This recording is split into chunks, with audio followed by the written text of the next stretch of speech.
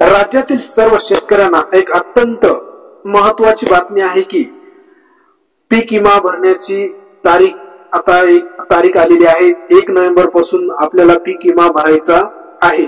आता याच्यासाठी लागणारे सर्व काही डॉक्युमेंट, कोणकोणत्या गोष्टी लागणार आहेत, कोणत्या जिल्ह्यासाठी आणि कोणती कंपनी निवडली आहे आणि कशा पद्धतीने फॉर्म आपल्याला भरायचे, कोणकोणते डॉक्युमेंट लागणार आहेत, याची सर्व डिटेल आपल्याला आणि पीक विमा कशासाठी भरायचा आहे, नैसर्गिक आपत्ती किंवा रोगराई, या सर्व काही गोष्टीच्या जे आपल्याला पीक विमा जर रोगराईचा निर्माण झाल्याच्या नंतर आपलं पीक उद्ध्वस्त झालं किंवा नष्ट झालं, त्याच्यानंतर आपल्याला त्याचे काहीतरी शासनाकडून रक्कम मिळवण्यासाठी आपल्याला पीक विमा भरायचा आहे।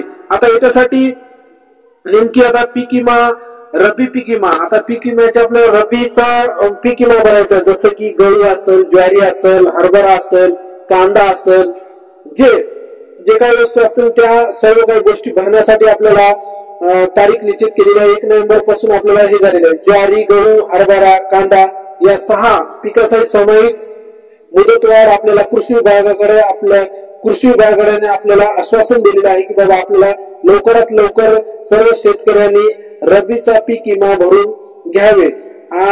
काही अडचणी आल्यास तर कृषी विभागाकडेही तुम्हाला मार्गदर्शन केले जाईल। आता याच्यामध्ये 2 कंपन्या निवडलेल्या आहेत, AIC ऑफ द इंडिया आणि LIC या 2 कंपन्या निवडलेल्या आहेत। त्याच्यामध्ये सध्याला धाराशिव, बीड आणि लातूर या जिल्ह्यामध्ये ऐशाशी कंपनी याच्यामध्ये निवडलेल्या आहे। 1 नोव्हेंबर पासून अर्ज सुरू होण्यासाठी सुरू झालेले आहे। आता याच्यासाठी पीक अर्ज कशासाठी करायचा, म्हणजे पीक विमा भरण्यासाठी आपल्याला रब्बीचा पीक विमा का भरावा, जे नैसर्गिक आपत्ती किंवा रोगराई किंवा काही कारणास्तव त्याचे पीक उद्ध्वस्त जर झालं तर आपल्याला काहीतरी शासनाकडून रक्कम मिळायला पाहिजे।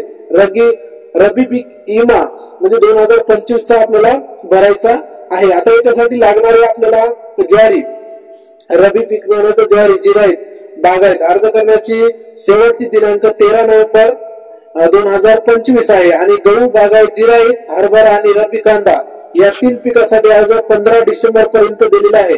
उन्हाळी भुईमूग व उन्हाळी धान्य व भात या दोन्ही पिकासाठी 31 मार्च 2026 पर्यंत यांची तारीख दिलेली आहे।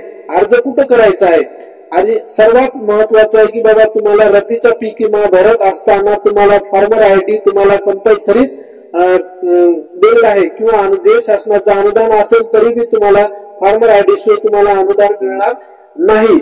आता याच्यासाठी फार्मर आयडी ज्या शेतकऱ्याने काढली नसेल त्यांनी फार्मर आयडी लवकरात लवकर आपल्याला CSS केंद्रावर किंवा आपल्या सरकारवर जाऊन तुम्हाला फार्मर आयडी काढायचा आहे। आता याच्यामध्ये तुम्हाला बँकेमध्ये पण तुम्ही भरू शकता, त्याच्यानंतर कंपनीमध्ये ज्या पोर्टलवर आहे त्याच्यावर तुम्ही सर्व शेतकऱ्यांना भरू शकतात। आता याच्यासाठी लागणारे डॉक्युमेंट 7/12 पाहिजे तुम्हाला, त्याच्यानंतर पीक पेराची स्वघोषित पेरा पाहिजे, त्यानंतर तुम्हाला पासबुक पाहिजे किंवा सामायिक क्षेत्र जर असेल तर खातेदाराची सहमती व बाउंड या 2 प्रकारचे त्यांचे आड दिलेली आहे।